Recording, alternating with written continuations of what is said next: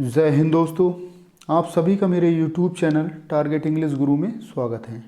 दोस्तों, जैसा कि आप सभी जानते हैं कि हम इंग्लिश लिटरेचर में यूपी टीजीटी, पीजीटी, एलटी और जीआईसी के महत्वपूर्ण टॉपिक ऑथर्स को डिस्कस कर रहे हैं, जिसमें दोस्तों हमको 1 बाय 1 करके यूपी टीजीटी, पीजीटी, एलटी और जीआईसी के सिलेबस से संबंधित समस्त ऑथर्स को डिस्कस करना है। इसके साथ ही दोस्तों हमने पिछले वीडियो के माध्यम से विलियम वर्ड्सवर्थ पर आधारित प्रैक्टिस सेट 3 पर चर्चा की थी। इसके साथ ही दोस्तों आज का हमारा जो महत्वपूर्ण टॉपिक है वह है दोस्तों प्रैक्टिस सेट 4, जिसमें दोस्तों हम विलियम वर्ड्सवर्थ पर आधारित प्रश्नों पर चर्चा करेंगे और दोस्तों जानेंगे कि विलियम वर्ड्सवर्थ पर आधारित प्रश्नों का लेवल क्या होता है और दोस्तों एग्जाम्स में प्रश्न किस टाइप से पूछे जाते हैं। तो चलिए दोस्तों शुरू करते हैं आज का महत्वपूर्ण वीडियो।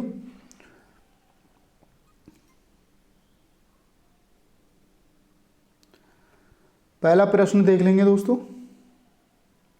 आइए दोस्तों पहला प्रश्न देख लेंगे। पहला प्रश्न दिया है दोस्तों, Wordsworth lived for 50 years among the. आपको बताना दोस्तों, जो विलियम वर्ड्सवर्थ हैं वो रहे थे 50 वर्षों के बीच। कहाँ रहे थे दोस्तों? 50 वर्षों के लिए वह किस स्थान पर रहे थे आपको बताना है दोस्तों। पहला दिया है, आंसर देख लेंगे, कुंबरलैंड, डेल्समैन, अल्फोक्सडेन। दूसरा दिया है ब्लेजर्स, हाउक्सीट, कंट्रीमैन। चौथा दिया है दोस्तों फ्रेंच रेवोल्यूशनिस्ट। आपको बताना है दोस्तों, सही आंसर बताना है।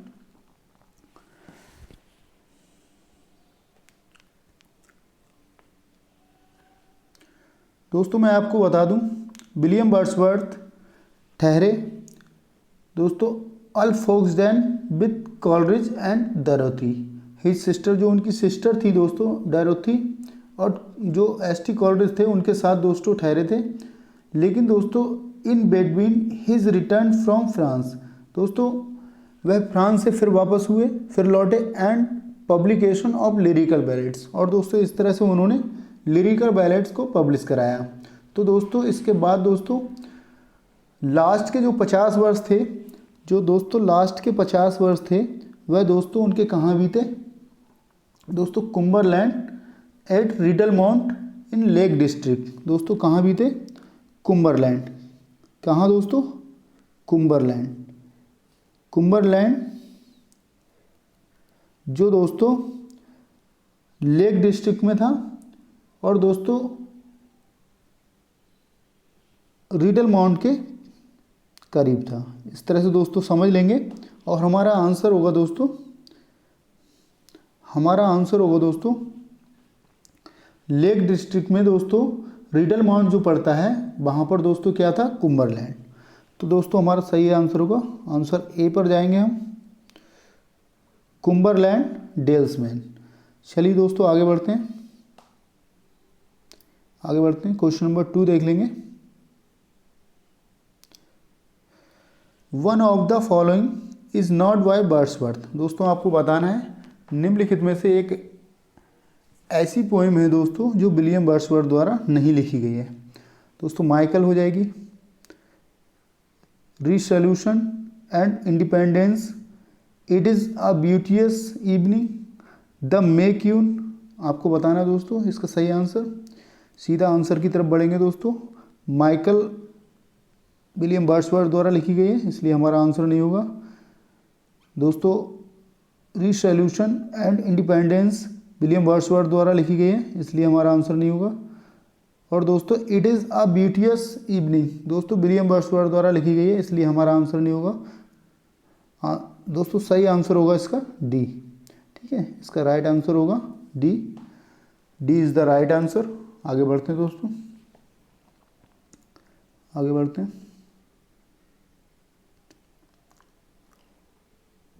क्वेश्चन नंबर 3 देख लेंगे। Wordsworth learn that. दोस्तों वर्ड्सवर्थ ने सीखा, वर्स में world a princely throne on humble truth. दोस्तों क्या सीखा और किससे सीखा दोस्तों? वर्स में world a princely throne of humble truth. आपको बताना है दोस्तों, रॉबर्ट बर्टन द्वारा, रॉबर्ट बर्न्स द्वारा, रॉबर्ट ब्रेजेस द्वारा, रॉबर्ट ब्लेयर द्वारा। आपको बताना है। इसका सही आंसर होगा दोस्तों, इसका सही आंसर होगा दोस्तों रॉबर्ट बर्न्स।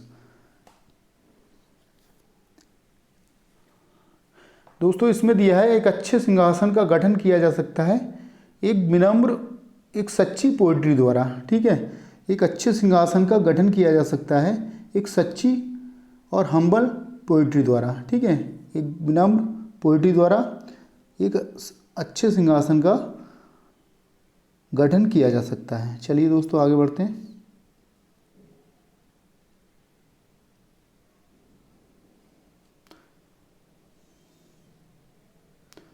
क्वेश्चन नंबर 4 देख लेंगे। In his quest for significance of life on it's simpler levels Wordsworth resembles. आपको बताना है दोस्तों, क्वेश्चन नंबर 4 देख लेंगे।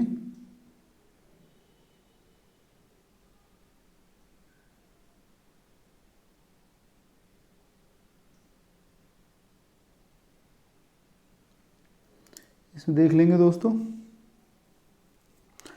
इसमें दिया है दोस्तों, आंसर देखेंगे। जॉर्ज क्रैब दिया है, विलियम कूपर दिया है, विलियम ब्लेक दिया है, रॉबर्ट बर्न्स दिया है।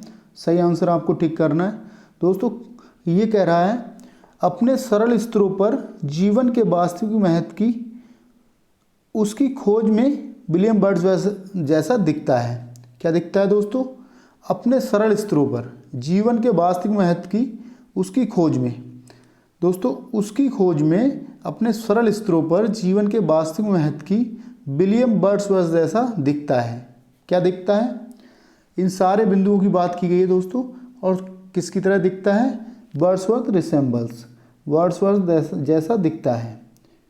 कौन दिखता है दोस्तों? जॉर्ज क्रैब दिखता है, विलियम कूपर दिखता है, विलियम ब्लेक दिखता है, रॉबर्ट बर्न्स दिखता है। इसका सही आंसर होगा दोस्तों,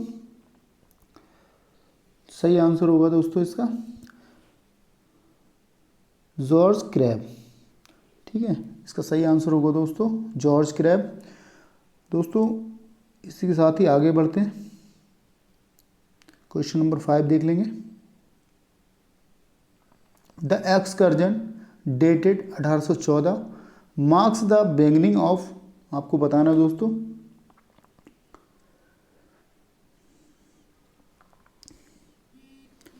दोस्तों जो एक्सकर्जन था उसकी जो डेट थी 29 जुलाई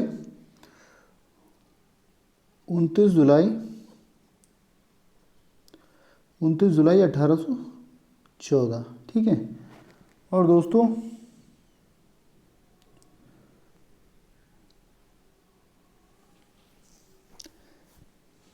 इसमें कहा गया है दोस्तों the excursion dated 1814 marks the beginning of. दोस्तों आपको बताना है जो दोस्तों एक्सकर्जन था उसकी शुरुआत का प्रतीक आपको बताना है दोस्तों। 29 जुलाई 1814 में जो द एक्सकर्जन पोएम को लिखा गया था दोस्तों, उसकी जो शुरुआत थी उसका प्रतीक बताना है दोस्तों। आपको बताना है दोस्तों। Wordsworth growth of sensibility to natural phenomena, the decline of Wordsworth poetic genius, the height of Wordsworth ascent to fame, Wordsworth friendship with Coleridge. आपको बताना है दोस्तों इसमें डेक्लाइन की बात की गई है, इसलिए हमारा आंसर दोस्तों हो जाएगा डिक्लाइन वर्ड्सवर्थ पोएटिक जीनियस। दोस्तों इसमें कहा गया है जो कवित्वपूर्ण प्रतिभा थी विलियम वर्ड्सवर्थ की, उसका दोस्तों पतन की बात की गई है इसमें। उसका जो पतन था दोस्तों, विलियम वर्ड्सवर्थ की जो कवित्वपूर्ण प्रतिभा थी दोस्तों, जो काबिलियत थी, उसके पतन की बात की गई है। इसलिए दोस्तों हमारा आंसर बी हो जाएगा। चलिए दोस्तों आगे बढ़ते हैं।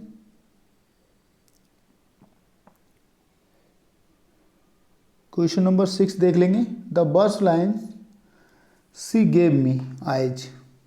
क्या है दोस्तों? The verse line, she gave me eyes, she gave me ears and humble cares and delicate fears were in reference to. दोस्तों आपको बताना है जो वर्स लाइनें हैं वो किसके संदर्भ में कही गई हैं। आपको बताना दोस्तों वर्स लाइनें किसके संदर्भ में कही गई हैं।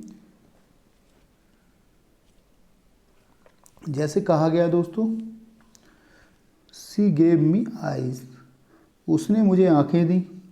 क्या दी दोस्तों? सी गेव मी आइज, उसने मुझे आंखें दी। सी गेव मी ईयर्स, उसने मुझे कान दिए। एंड हम्बल केयर्स, और दोस्तों मेरी परवाह की। क्या है दोस्तों? और दोस्तों मेरी परवाह की। ठीक है, इसके साथ ही दोस्तों एंड डेलिकेट फियर्स, और दोस्तों क्या दिया है? और दोस्तों नाजुक भय की बात की गई है यहाँ पे। वर इन रेफरेंस, दोस्तों किसके संदर्भ में ये बातें कही गई हैं?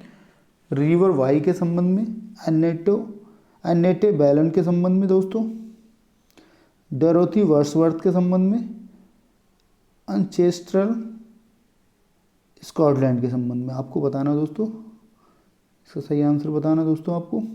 इसका सही आंसर होगा दोस्तों डोरोथी वर्ड्सवर्थ, जो उनकी सिस्टर थी दोस्तों, उसके संबंध में ये लाइनें कही गई हैं।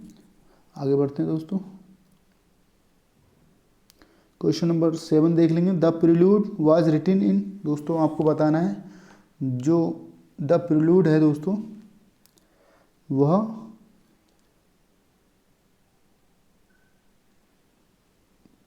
किस सन में लिखा गया था, आपको बताना है। क्वेश्चन नंबर 7 देख लेंगे दोस्तों।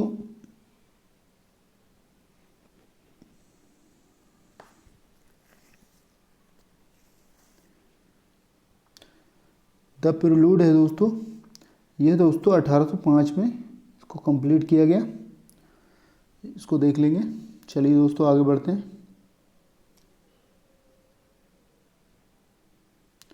क्वेश्चन नंबर 8 देख लेंगे। William Wordsworth was in 1791 in France, दोस्तों विलियम वर्ड्सवर्थ जो था 1791 फ्रांस में था। Where he was witness to the middle stages of, दोस्तों वह साक्षी था, किसका साक्षी था? वह गवाह था, साक्षी था मिडिल स्टेजेस का। तो दोस्तों आपको बताना है दोस्तों the French poetic practices, the French drama, the French culture of art, the French revolution. आपको बताना है दोस्तों जब विलियम वर्ड्सवर्थ 1791 फ्रांस में था, तब दोस्तों वहाँ क्या था? फ्रांस की क्रांति हो रही थी दोस्तों। फ्रांस की क्रांति 5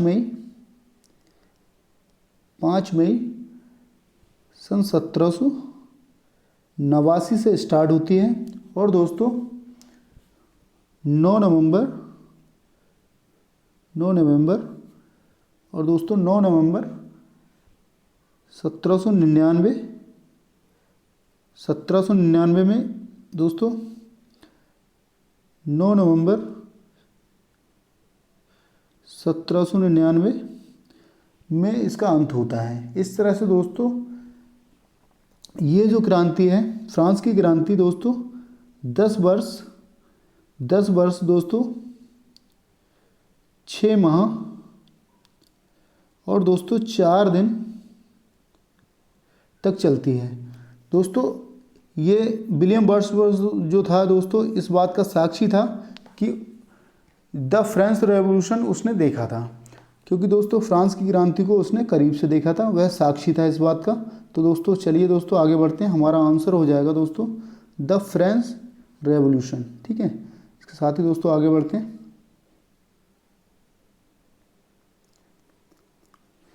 who said Milton thou shouldst be living at this hour, दोस्तों हु सेड कौन कहता है दोस्तों? Milton thou shouldst be living at this hour, दोस्तों कौन कहता है दोस्तों? क्वेश्चन नंबर 9 देख लेंगे।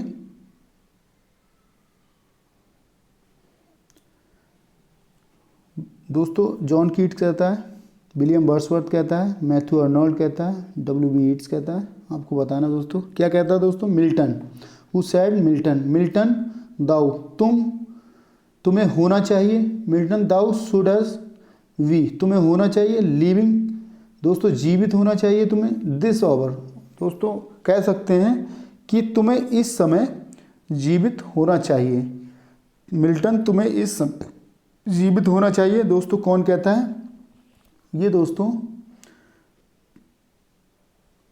जो विलियम वर्ड्सवर्थ की दोस्तों पोएम है लंदन 1802, उसमें दोस्तों उसकी ये लाइनें हैं दोस्तों, उसमें दोस्तों ओपनिंग लाइन है दोस्तों ये, और उसमें दोस्तों विलियम वर्ड्सवर्थ कहता है मिल्टन तुम्हें इस समय जीवित होना चाहिए।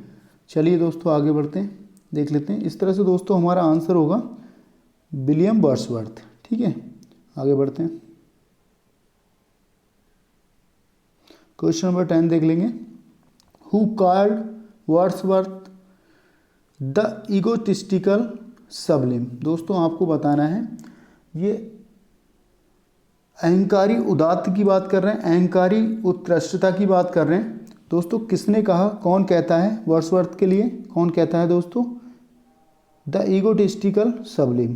दोस्तों अहंकारी यहाँ दोस्तों अहंकारी दिया है, अहंकारी उत्कृष्टता की बात कर रहे हैं। क्या कर रहे हैं दोस्तों, उत्कृष्टता की बात की जा रही है, उत्कृष्टता की बात की जा रही है, या अहंकारी उदात्त की बात की जा रही है। ठीक है, ये दोस्तों कौन कहता है, चार्ल्स लैम्ब कहता है, Matthew Arnold, T.S. Eliot, John Keats. आपको बताना दोस्तों द इगोटिस्टिकल सबलिम कौन कहता है दोस्तों।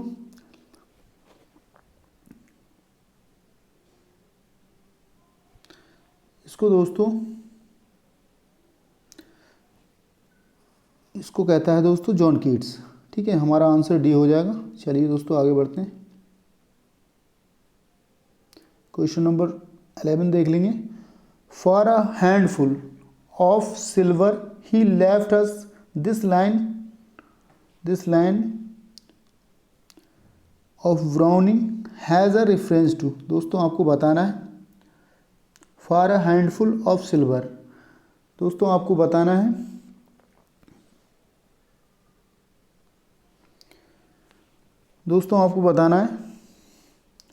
मुट्ठी भर चांदी के लिए, फॉर अ हैंडफुल मुट्ठी भर चांदी के लिए ही लेफ्ट अस उसने हमें छोड़ दिया। क्या किया दोस्तों, मुट्ठी भर चांदी के लिए उसने हमें छोड़ दिया। This line Browning has a reference to. दोस्तों जो ये लाइनें हैं दोस्तों ब्राउनिंग ने कही हैं, और दोस्तों किसके रेफरेंस में कही गई हैं ये दोस्तों हमें बताना है।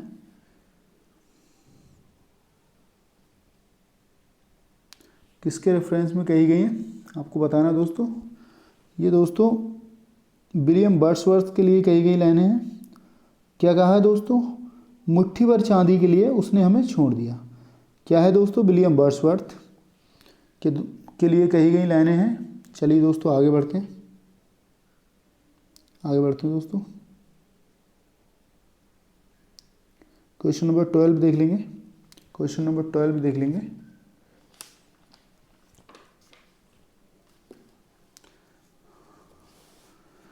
During his visit to France. दोस्तों अपने भ्रमण के दौरान फ्रांस के अपने भ्रमण के दौरान Wordsworth fail in love with a girl named. दोस्तों जब दोस्तों विलियम वर्ड्सवर्थ जब भ्रमण कर रहे थे फ्रांस का, उसी वक्त दोस्तों वे एक लड़की के प्यार में पड़ गए। क्या दोस्तों, वह एक लड़की के प्यार में पड़ गए। वह लड़की का नाम बताना दोस्तों आपको, उस लड़की का नाम बताना है दोस्तों आपको। Catherine, Mary Hutchinson, Annette Vallon, Simon Lee. आपको बताना दोस्तों, उस लड़की का नाम बताना है। जब दोस्तों वह फ्रांस के भ्रमण पर थे दोस्तों, उस दौरान दोस्तों उन्हें एक लड़की से प्यार हो गया और दोस्तों उस लड़की का आप नाम बताना है। चलिए दोस्तों देख लेते हैं।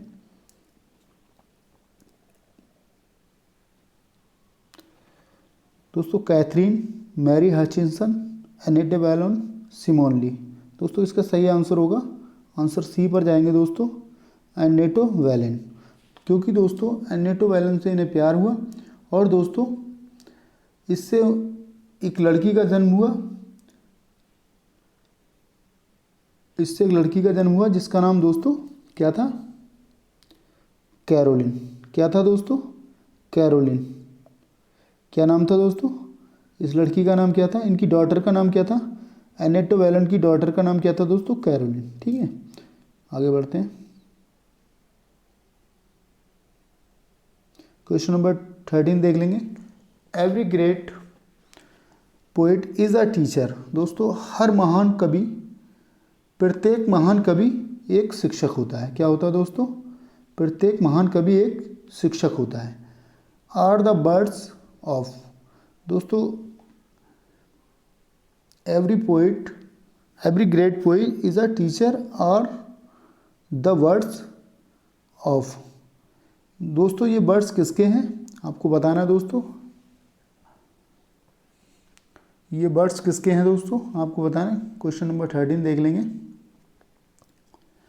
ये दोस्तों विलियम वर्ड्सवर्थ द्वारा कहा गया है, प्रत्येक महान कवि एक शिक्षक होता है। ठीक है, आगे बढ़ते हैं दोस्तों।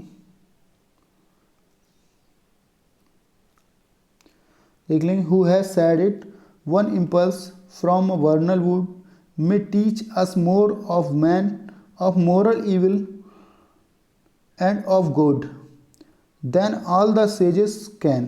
दोस्तों आपको बताना है, इसका सही आंसर बताना है दोस्तों।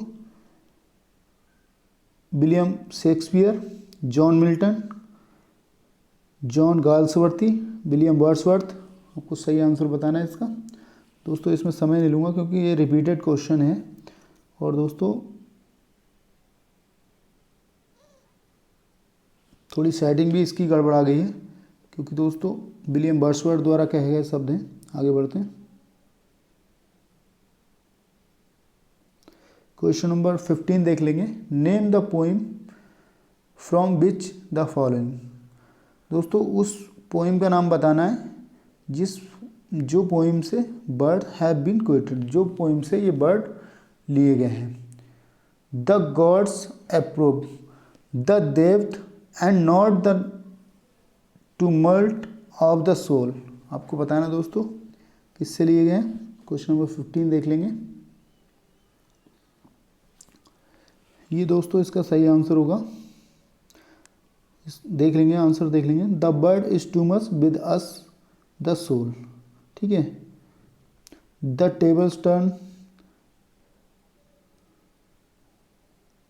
Odd to duty. इसके साथ ही दोस्तों इसका सही आंसर होगा लाउडेमिया। ठीक है, इसका सही आंसर होगा दोस्तों लाउडेमिया। आगे बढ़ते हैं। क्वेश्चन नंबर 16 देख लेंगे। Lyrical ballads comprises poems by Wordsworth and. दोस्तों आपको बताना है जो लिरिकल बैलेट्स है उसमें दोस्तों विलियम वर्ड्सवर्थ द्वारा पोइम को शामिल किया गया और दोस्तों और किसकी पोइम को शामिल किया गया दोस्तों आपको बताना है।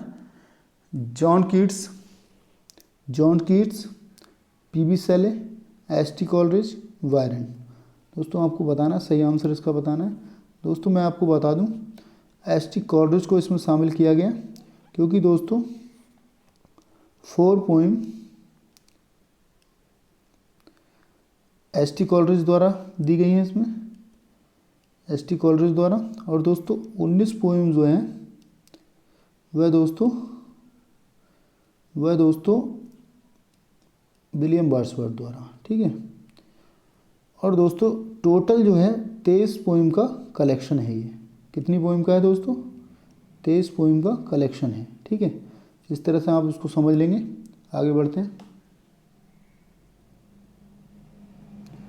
क्वेश्चन नंबर 17 देख लेंगे। Which poem of William Wordsworth is considered his greatest autobiographical epic. दोस्तों आपको बताना है जो उनकी आत्मकथा पर, एक महान आत्मकथा पर आधारित जो महाकाव्य हैं वो दोस्तों विलियम वर्ड्सवर्थ की जो पोएम्स हैं उनमें से किसको माना गया है आपको बताना है दोस्तों।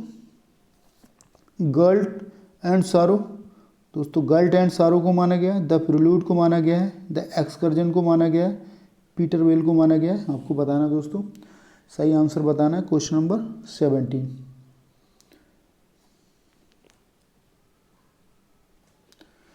दोस्तों सही आंसर होगा दोस्तों, आंसर बी पर जाएंगे दोस्तों, द प्रिल्यूड।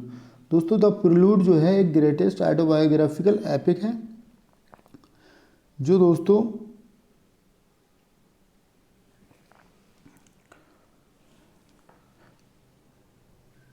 विलियम वर्ड्सवर्थ द्वारा लिखा गया है। चलिए दोस्तों आगे बढ़ते हैं।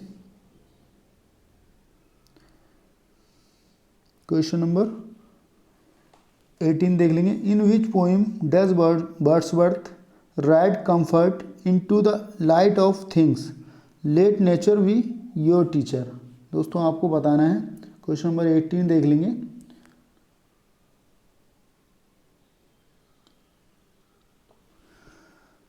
दोस्तों इसमें दिया है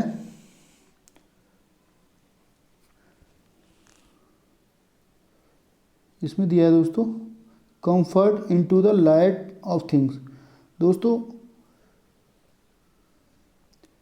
चीज़ों को प्रकाश में आने दो, दोस्तों दिया है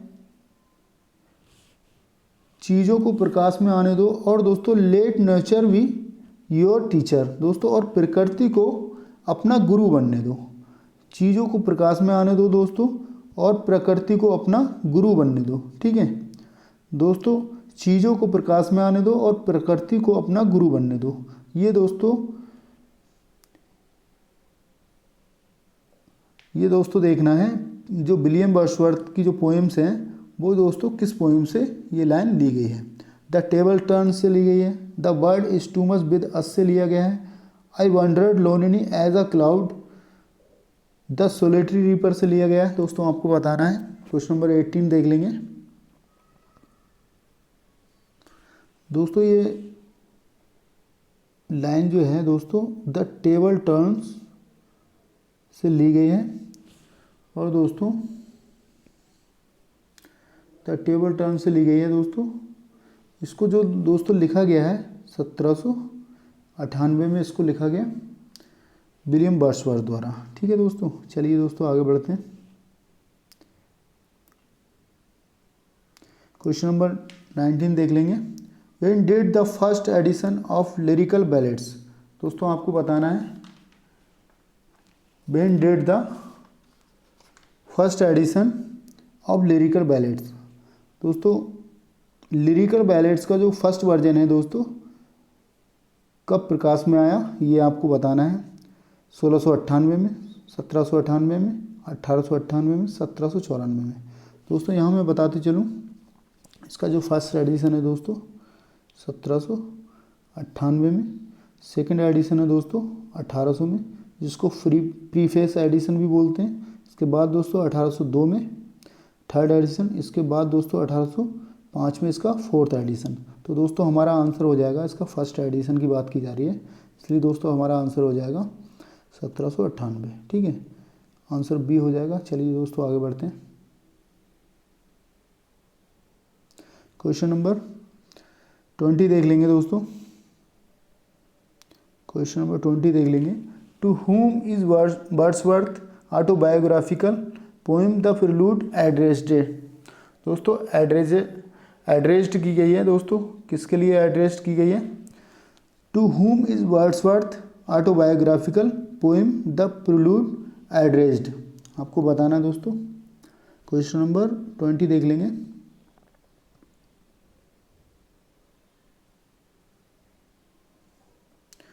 दोस्तों विलियम वर्ड्सवर्थ द्वारा लिखी गई ऑटोबायोग्राफिकल पोएम द प्रिल्यूड किसको संबोधित की गई है। ठीक है, एड्रेस्ड की गई, किसको संबोधित की गई है आपको बताना है। जेन ऑस्टिन को, एस.टी. कॉलरिज को, अलेक्जेंडर पोप को, डॉक्टर सैमुअल जॉनसन को आपको बताना दोस्तों। इसका सही आंसर होगा एस.टी. कॉलरिज को। दोस्तों किसको संबोधित की गई है? एस.टी. कॉलरिज को। दोस्तों आगे बढ़ते हैं, क्वेश्चन नंबर 21 देख लेंगे। इन 3 years she grew, the little girl will be sportive as. दोस्तों आपको बताना है 3 years सी गिरे में द लिटिल गर्ल, एक छोटी लड़की जो होती है दोस्तों, एक छोटी लड़की जो होती है, छोटी लड़की के रूप में जो होती है वह दोस्तों क्या हो जाएगी? आपको बताना है स्पोर्टिव हो जाएगी। कहने का अर्थ क्या हो जाएगी दोस्तों? स्पोर्टिव हो जाएगी। तो स्पोर्टिव का मतलब यहाँ पर दिया है दोस्तों, इसका सीधा अर्थ निकलता है दोस्तों द फाउन, क्योंकि स्पोर्टिव का मतलब यहाँ खिलाड़ी से होता है दोस्तों। यहाँ दोस्तों द फाउन दिया है, हिरन का बच्चा जिस तरह से खेल कूद करता है उस तरह से दोस्तों द फाउन की बात की गई। हमारा आंसर दोस्तों बी हो जाएगा। चलिए दोस्तों आगे बढ़ते हैं। Who is the author of Tintern away. दोस्तों आपको बताना है टिंटन अवे का लेखक कौन है? Matthew Arnold, John Keats, William Wordsworth, ST. Coleridge. सीधा दोस्तों आंसर की तरफ चलेंगे, विलियम वर्ड्सवर्थ। ठीक है दोस्तों, विलियम वर्ड्सवर्थ। और दोस्तों इसकी एक चीज़ और बता दूं मैं, टिंटन अवे जो है दोस्तों ब्लैंक वर्स में लिखा गया वर्क है। क्या है दोस्तों? ब्लैंक वर्स में लिखा गया वर्क है। ये दोस्तों आप समझ लेंगे। ये दोस्तों टिंटन अवे जो है ब्लैंक वर्स में लिखा गया वर्क है। आगे बढ़ते हैं, क्वेश्चन नंबर 23 देख लेंगे। Which of the following is a poem by Wordsworth. दोस्तों आपको बताना है निम्नलिखित में से विलियम वर्ड्सवर्थ द्वारा लिखी गई पोइम को बताना है आपको। देख लेंगे, daffodils, on first looking into Chapman's Homer, the forsaken merman, the last ride of together. इसको बताना दोस्तों, हमारा सही आंसर हो जाएगा डैफोडिल्स। दोस्तों डैफोडिल्स जो है विलियम वर्ड्सवर्थ द्वारा लिखी गई पोइम का नाम है। आगे बढ़ते हैं दोस्तों, चलिए दोस्तों देख लेते हैं question number 24। In which poem do the following lines occur. दोस्तों आपको बताना है निम्नलिखित लाइनें कहाँ से ली गई हैं। They flash upon that inward eyed which is the village of solitude. दोस्तों आपको बताना है क्वेश्चन नंबर 24। ठीक है, 24 बताना है दोस्तों। ये रिपीटेड क्वेश्चन है क्योंकि दोस्तों इसमें कहा गया है वे भीतर की आंखों पर चमकते हैं। क्या है दोस्तों? वे भीतर की आंखों पर, they flash upon that inward eye, वे भीतर की आंखों पर चमकते हैं क्योंकि दोस्तों जो एकांत का आनंद है। क्या है दोस्तों? जो एकांत का आनंद है। क्या है दोस्तों? जो एकांत का आनंद है। दोस्तों कहाँ से ली गई लाइनें हैं? ये दोस्तों डैफोडिल्स में कहा गया है इसको। इसका सही आंसर होगा दोस्तों डैफोडिल्स में कहा गया है, क्योंकि दोस्तों जब विलियम वर्ड्सवर्थ द्वारा जब फूलों को देखा जाता है या डैफोडिल्स को देखा जाता है तब दोस्तों बार बार उसकी आंखों के सामने वह दृश्य आता है। तब दोस्तों वह कहता है they flash upon that inward eye, वे भीतर की आंखों में चमकते हैं क्योंकि दोस्तों जो उसमें कहा गया दोस्तों जो एकांत का आनंद है, जो मुझे अकेले में आनंद प्रदान करते हैं, जो मुझे अकेले में खुशी प्रदान करते हैं। चलिए दोस्तों आगे बढ़ते हैं।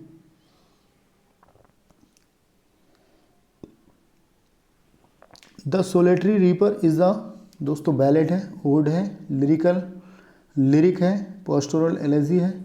आपको बताना दोस्तों पास्टोरल है। दोस्तों मैं आपको बता दूं, अगर बैलेट की बात करें दोस्तों, बैलेट दोस्तों क्या होता है?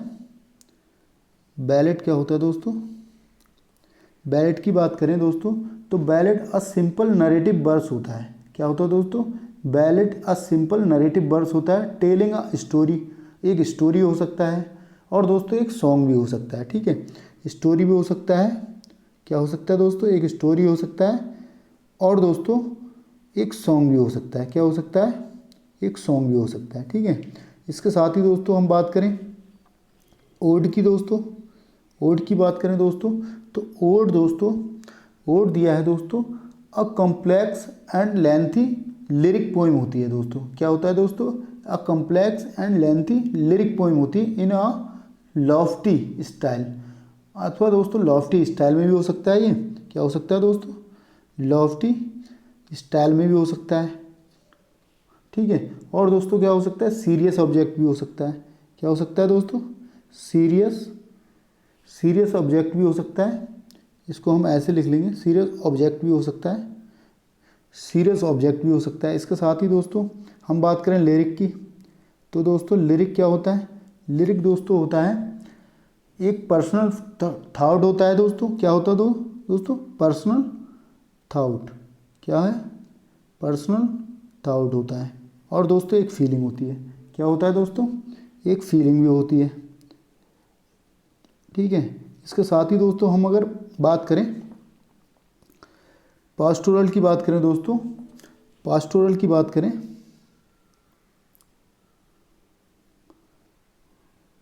पास्टोरल की बात करें दोस्तों, तो poem that deals with shepherd and rustic life. दोस्तों एक देहाती जो गड़रिया होता है दोस्तों, उसका जो गीत होता है वह क्या होता है दोस्तों, पास्टोरल कहलाता है। जो देहाती गड़रिया होता है या भेड़ चराने वाला होता है, उसका क्या होता है, उसकी लाइफ को डिफाइन करता है एक तरह से।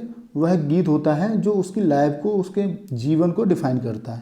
तो दोस्तों हमारा आंसर क्या होगा दोस्तों इसके अंतर्गत, a simple narrative verse telling a story over a song. दोस्तों जो सोलेटरी रीपर है यहाँ पर एक बैलेट का रूप है। इस तरह दोस्तों देख लेंगे, द सोलेटरी रीपर क्या है दोस्तों, एक बैलेट है। आंसर हमारा ए होगा। आगे बढ़ते हैं। Lyrical ballads was written by Coleridge and, दोस्तों जो लिरिकल बैलेड है वो कॉलरिज द्वारा लिखा गया। और दोस्तों दूसरा कौन था दोस्तों, ज़्यादा समय नहीं लूँगा दोस्तों, इसमें विलियम वर्ड्सवर्थ जो दूसरा का साथी था दोस्तों, विलियम वर्ड्सवर्थ था। इसके साथ ही दोस्तों आंसर सी हो जाएगा। आगे बढ़ते हैं। Question number 27, Wordsworth composed some of his finished poem during the years. आपको बताना दोस्तों उस महत्वपूर्ण पोएम का नाम बताना है दोस्तों, आपको बताना है दोस्तों उस उत्कृष्ट फिनिश्ड पोएम का नाम बताना है दोस्तों दौरान the years. Some of his finished, अपनी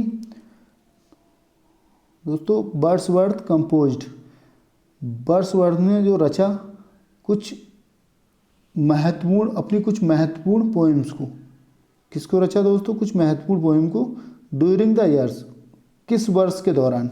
आपको बताना है दोस्तों वर्ड्सवर्थ ने अपनी महत्वपूर्ण कुछ पोएम्स को रचा, और बताना है दोस्तों आपको किस वर्ष के दौरान। आपको बताना है दोस्तों 1798 से 1799, 1778 से 1789, 1788 से 1789, 1768 से 1769।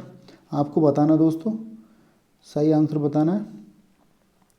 इसका सही आंसर होगा दोस्तों 1798 से 1799। क्योंकि दोस्तों आप अगर बात करें लिरिकल बैलेड्स की, तो दोस्तों ये 23 पोइम्स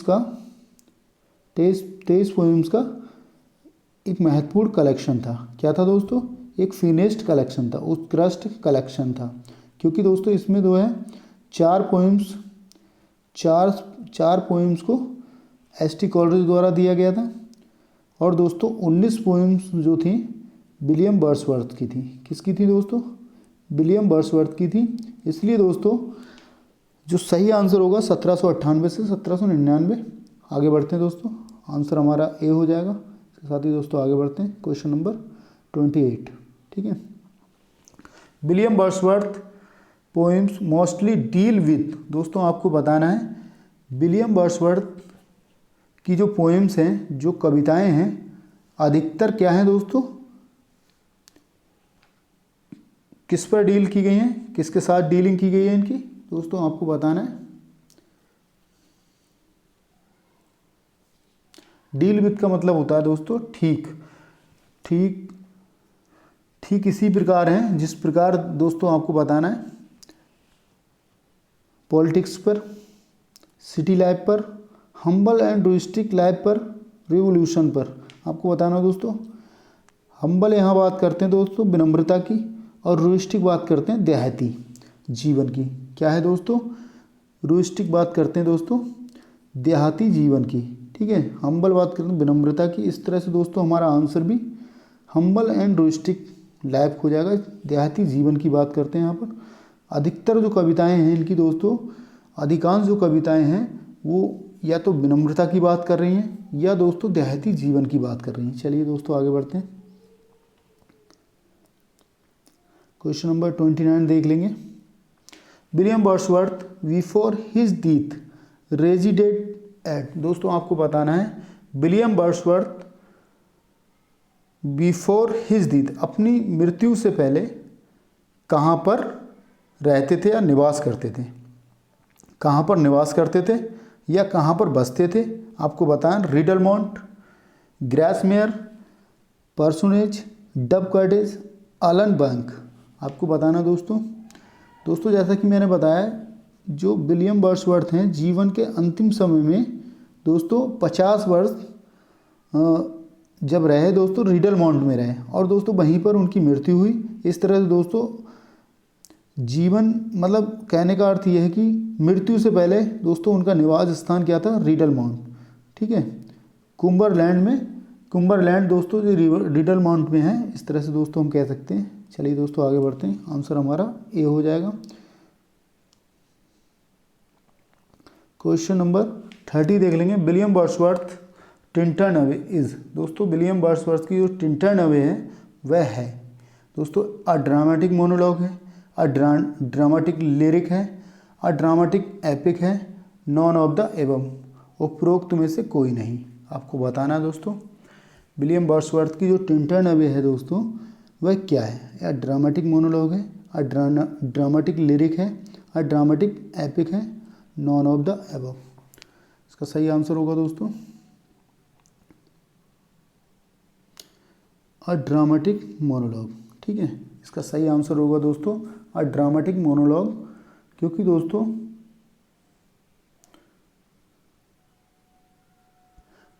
इसको आप समझ लेंगे। अ ड्रामेटिक मोनोलॉग दोस्तों